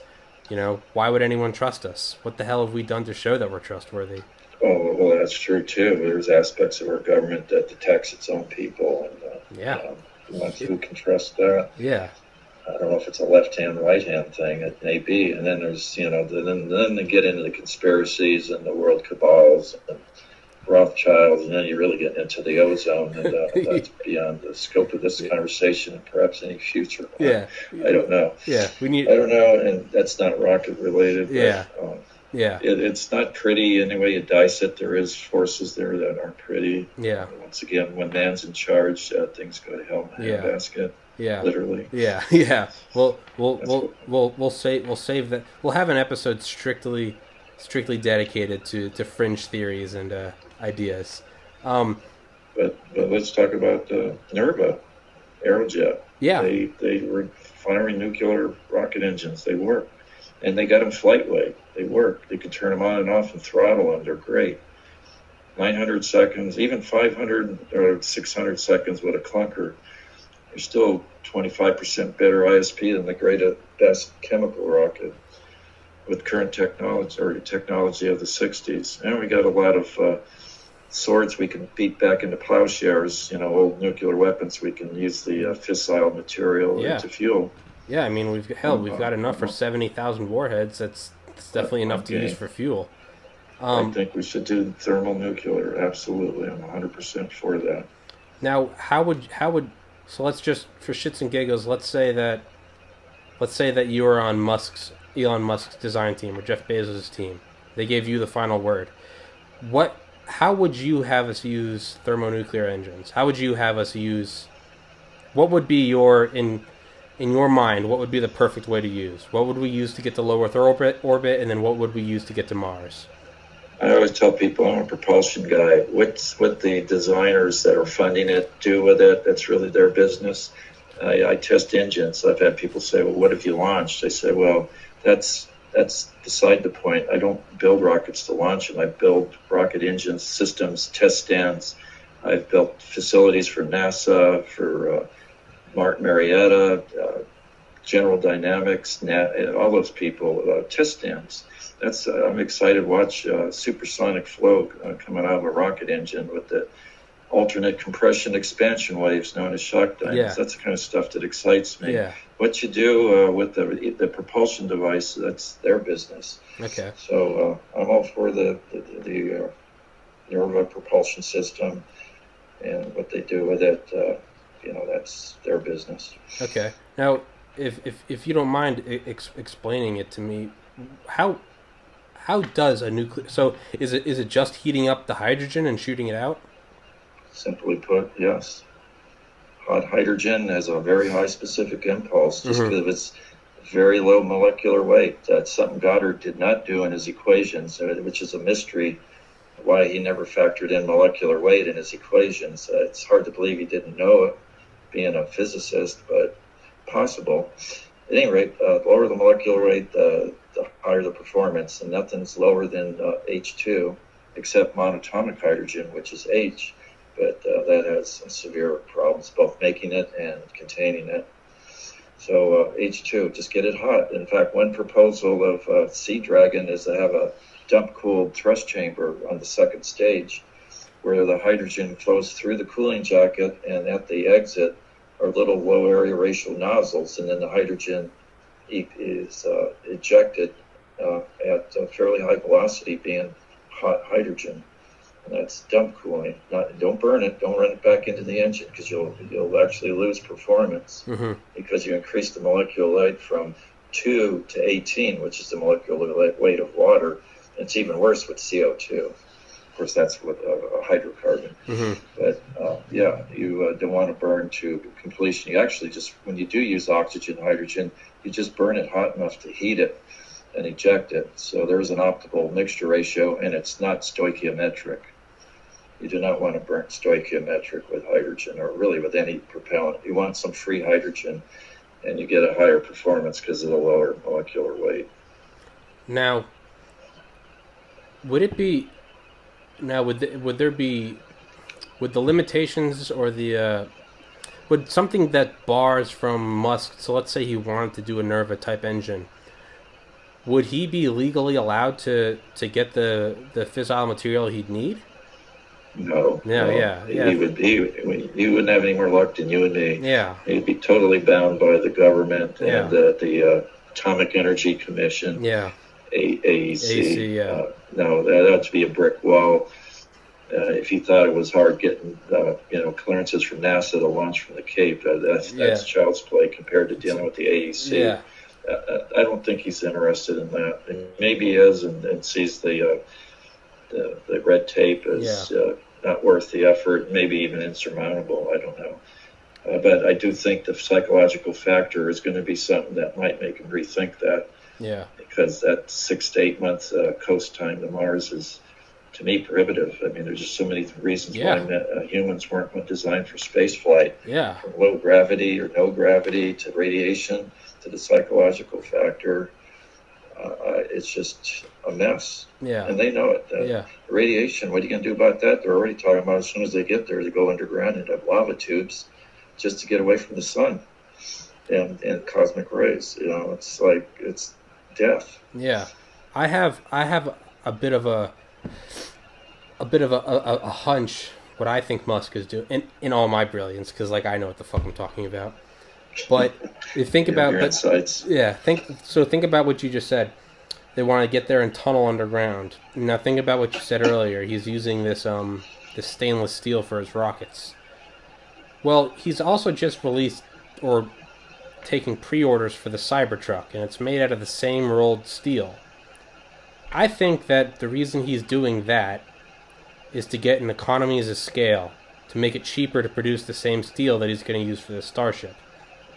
Maybe. And then after that, so you know about his company, the Boring Company. He wants to dig tunnels under L.A. Yeah, Yeah. I heard of it. I think that he's using that to slowly put together a force of understanding how to dig tunnels, and that's what he's going to do on Mars. I think he's just Completely believable. I think Dual-use technology. Yeah, so why not get Cybertruck economies of scale and just a bunch of extra funding? Start selling because Tesla just last week they became the most valuable car company in the history of the United States. Very practical guy. Makes total sense. Get the Boring Company going. Play it off as, hey, we're going to alleviate traffic in L.A. Maybe he's just, hey, let's iron out the kinks on what we're going to use to bore through the Martian surface. Yeah, sometimes I wish I could have a one-on-one with him. I know, some man. Ideas. I mean, nobody knows it, but I helped them design their engine. I had an injector that in SpaceX? leased to. I had an injector I leased to Tom Mueller, who's the president of the testing department of SpaceX, and it was a Pendle injector, and he he leased it from me to show Musk that this is a Pendle that, yes, they've been built, and they built them for a 70,000-pound thrust-class engine, which at the time was the size of the Merlin engine. And it worked. He bought the idea, and now they're flying Pendle injectors. And I had a hand in it. How come you're not down there working for him? They never asked, and I don't feel like working in L.A. I've been down there, and I like the desert, but I don't like L.A. I respect that. I get it. My colleague works for him, Joe Mullen. I taught him rockets, and he taught me computers when we worked for Space Launch back circa 2003 to 2006 at the Mojave Airport. So, but he now works for SpaceX. And occasionally I call him, like I called him and congratulated them on the successful landing of their booster. I thought that was really cool. In my opinion, the coolest thing since Apollo. Oh, yeah. So, maybe, and again, maybe strapping on my conspiracy hat, maybe Musk is the Neuralink, is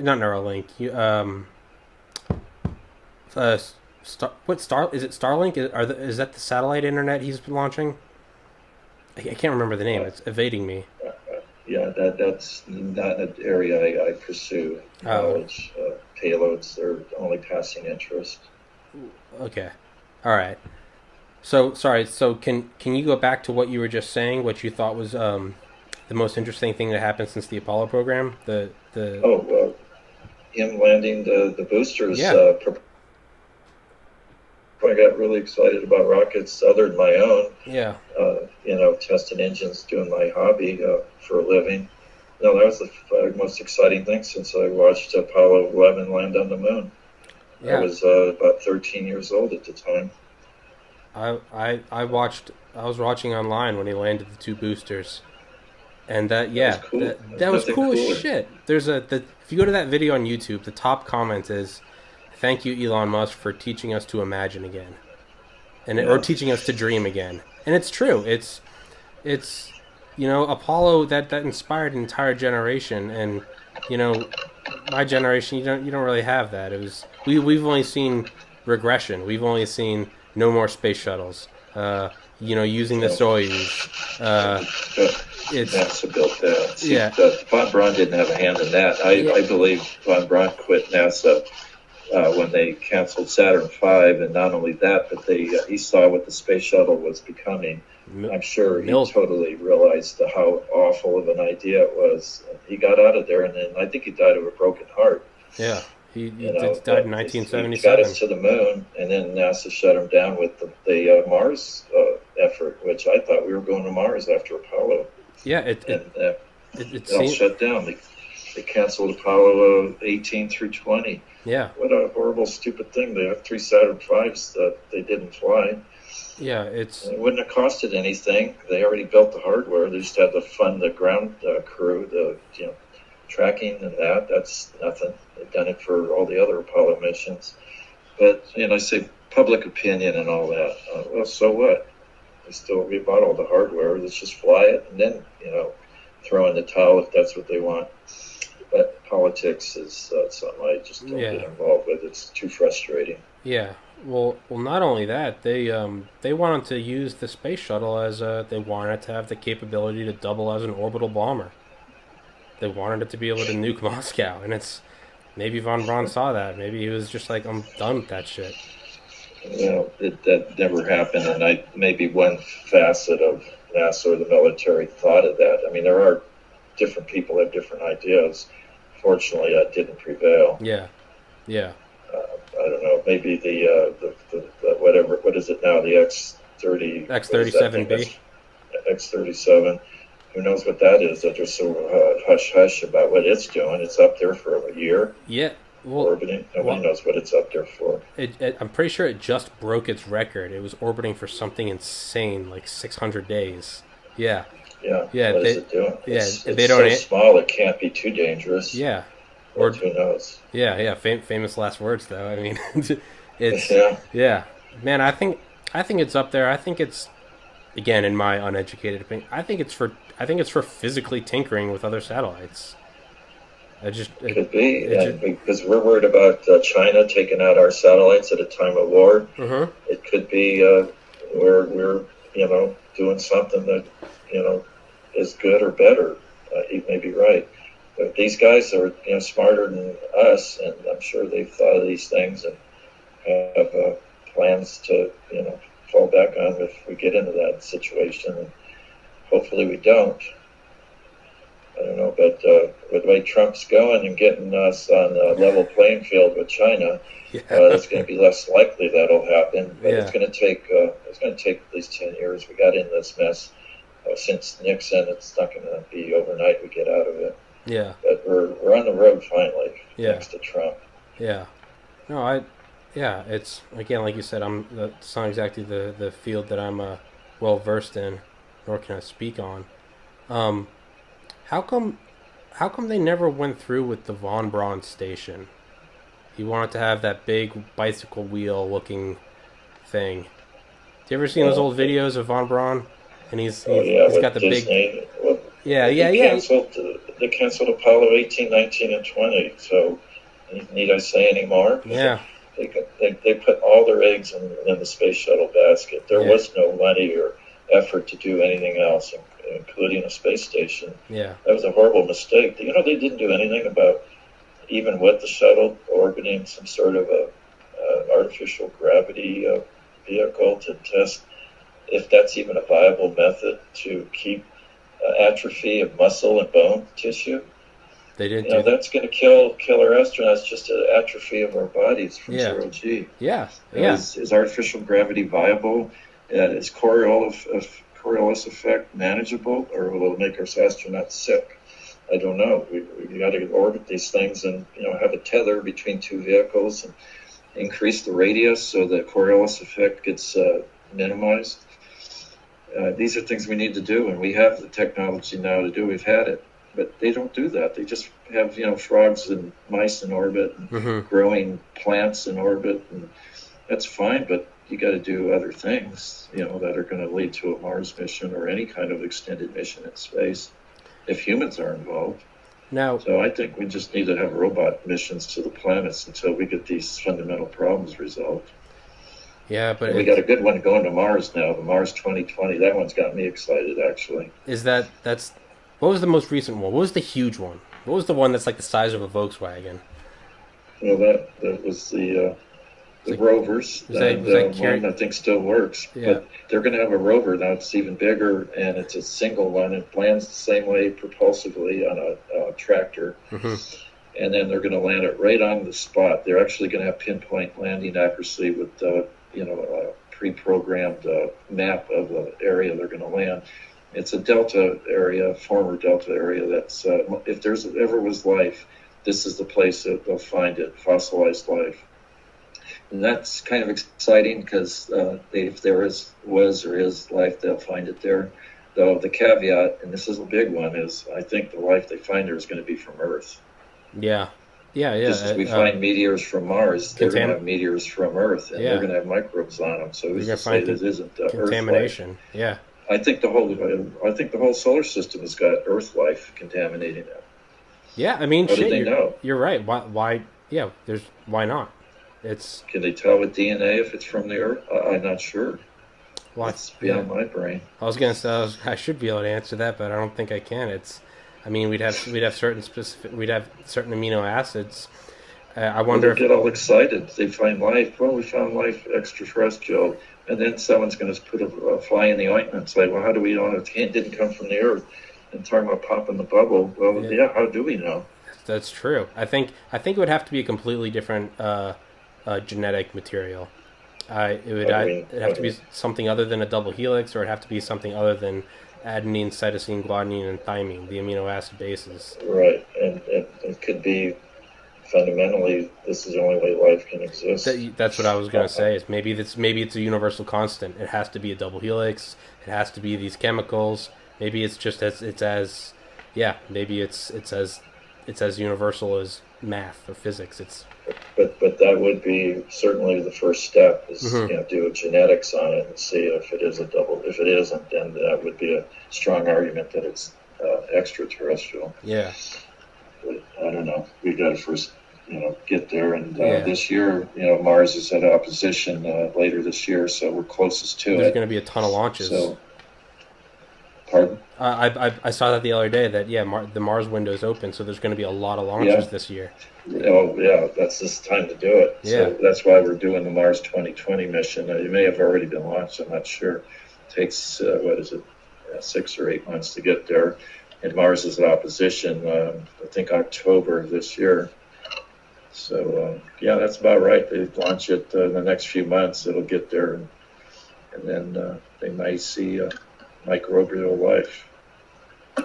Now, again, there's probably an obvious answer because we're not doing it, but because this isn't my area of expertise or even basic understanding, I'm going to bring it up anyway. How come? So, if we're going to plan on letting the International Space Station eventually fall back into the ocean when it's defunct, and we're planning on building the LOP-G space station, if the ISS is already up there and it's already the most expensive vehicle ever created, $150 billion, how come we don't just put some rockets on it and shoot that thing to Mars? Well, it's too heavy, too big, and there's modules that probably aren't even necessary for anything. I think it's actually obsolete, too. They're talking about deorbiting it in the next 10 years. But, yeah. I don't know. I'm not a fan of the space station, actually, and I don't call it the ISS. I think that's redundant.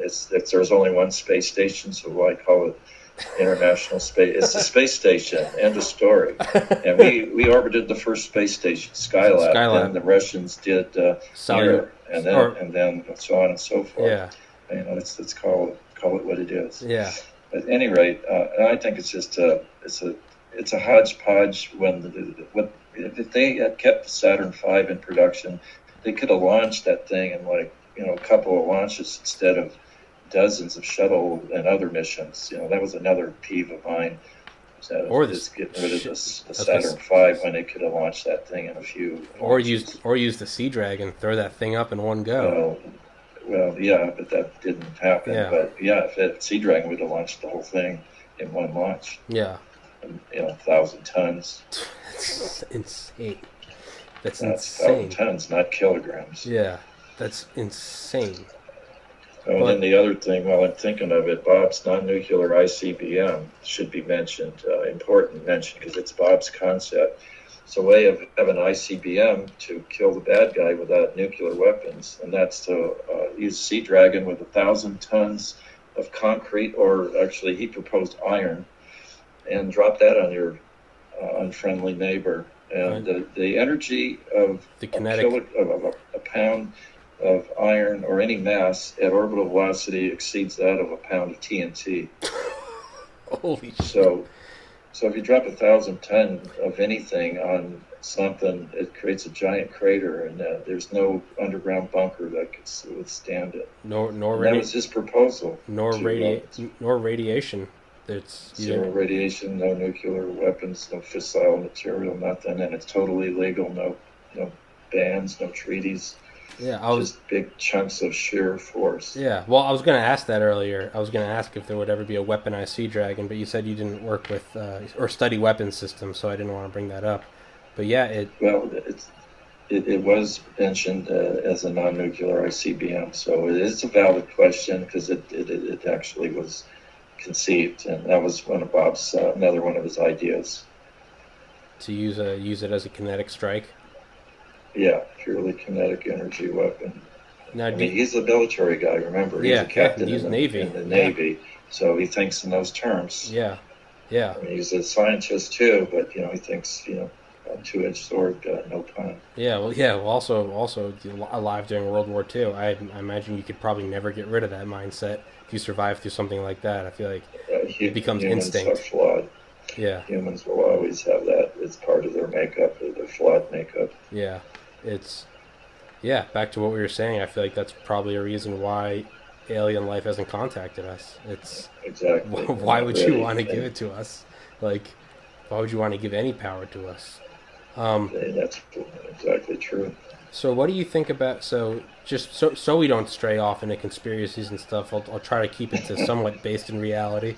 What do you think about General MacArthur saying that the next war would be an interplanetary one? Said after World War II, said if there's another war, there'll be an interplanetary one, because he thought that the Foo Fighters in World War II, he thought that they were extraterrestrial life, and he told FDR as such. It might have been. Well, look at Reagan and his SDI's famous UN speech. Wouldn't we come together if there was an alien threat? What the hell was that all about? Yeah, I mean that's where it gets creepy. It's one thing if guys like you and I sit here and talk about aliens, like whatever, we don't really hold any weight. But when you hear shit from sitting presidents, like in front of the world, yeah, or how about Harry Truman? Flying saucers, given that they exist, are not constructed by any power on Earth. And it was more than a hypothetical, I think. Just the way they said it, it sounds like they know something we don't. Yeah, it sounds like the whole reason, like we said earlier, why you'd want to keep it quiet is like, our power is the perception of our power. We can't openly say, hey, there's, what was it, 1952, discs flying over D.C.? Yeah, you got Eisenhower. I think if it is benevolent life, then that's what all they're doing is just making sure we stay and keep our nose clean. Yeah. We don't stray too far and hurt ourselves. Yeah. Damn. I can hope. I know, right? Well, I've run out of questions for today. I've run out of anything that isn't conspiracy related. Think of a dozen as soon as you hang up. I know. That's fine. I can follow on. Follow up we talked about. That's perfectly fine. I'll make a post. My ear's getting a little bit flat. Okay. Asymmetrical with my other side. Yeah. We'll save for the sake of anyone listening. We'll save our conspiracy out of the bag conversation. Or I guess we can email about this. Let's definitely set up another date, man. This has been fucking fun as shit. I'd love to talk to you again. Absolutely. Maybe I'll update here to the next century and be able to do Skype. Yeah. Honestly, dude, this works just as well. I'm kind of upset at myself that I hadn't found this before, because I've had other people that couldn't do this because they didn't have Skype. But then I found this and I was like, oh, this is fucking perfect. Yeah. Yeah, it's great. There's a will, there's a way. I love that saying. Hell yeah, man. Well, I gotta process this, edit the video, or I gotta edit the audio and upload it, which could take most of the rest of the day. But I'll post it and I'll say, hey, ask more questions. Well, I would like to close with one question that's asked me all the time. Sure. And it's not rocket related. It's how did you learn what you learned? Where, what school, what degree? How did you do it? In other words, what advantage did I have that other people don't have? And the answer is none. None to all those questions. I just had an interest that we all are born with. We have our own respective interests. I was fortunate to have a wonderful dad that directed me in the directions of his books, and I had a good education. I was brought up in a Catholic school, which I don't believe in the faith anymore, but I do have a good education, and I learned to read. By the time I was in second grade, I was reading my dad's college chemistry and physics books, and then his rocket books, Willy Ley, rockets, missiles, and space travel, Wernher von Braun and Dornberger and the V2. I read all those books. I got so excited about rockets. That's all I could do. Every morning I got up, all I could think about was building rockets. And I'm talking about, I had second, third grade, fourth grade, the grade school level. That's all I wanted to do was build rockets. And I started building them and started with model rockets and project with rockets. So burning, find that interest and pursue it, and flourish it, water it, make it grow, and be confident that you can do it. That's really all you need is a burning passion, and the rest will fall into together. Like Truax entered my life. I learned things that you can't learn at college, and that kind of thing. It will find a way. Well, hey, I really appreciate you saying that, man, because that's, I worked my ass off in college to get into medical school, and that, I felt like I was moving mountains to do that. But what I really... But there are exceptions. Yeah. You do need college for that when you're working on someone else's body. Yeah. No, hey, I agree with you entirely on that. But what I was getting to was this podcast. If you can't tell, I love talking. I love talking to people. I love learning about everything, and that's what's led me to this point so far. It's really just a burning passion. I just like fucking talking to people, man. And hell, yep, you fell into my life, man. Start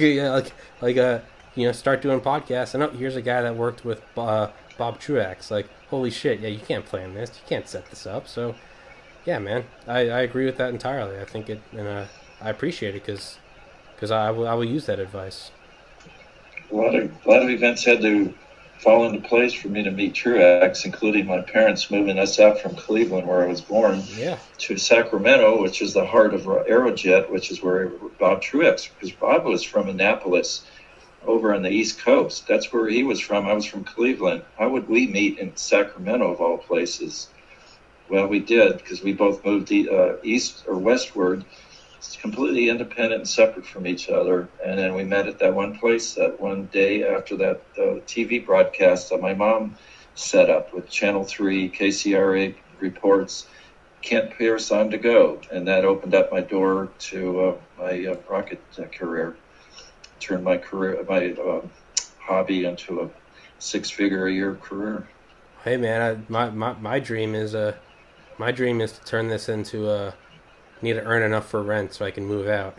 I'm not even gunning for six figures, man. I'm gunning for a couple $100. So that comes with when you water your interest, you nurture your interest, and it'll start to grow, and it'll grow, and it'll go exponential, and it'll happen. You just have to have faith in yourself and faith into the higher power that made you possible and made everything possible that's here.